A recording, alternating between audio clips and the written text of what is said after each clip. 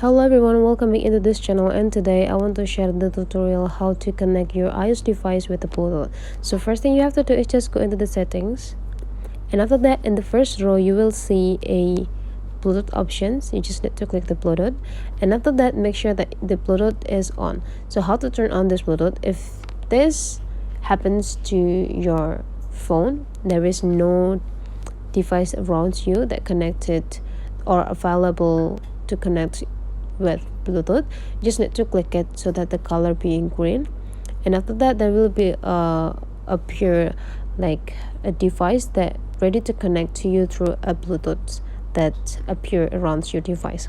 And after that you just need to choose which device that you want to connect to. That is the first way.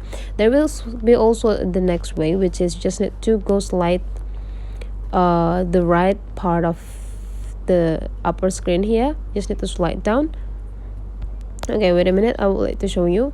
And after that you will be generated into the shortcuts.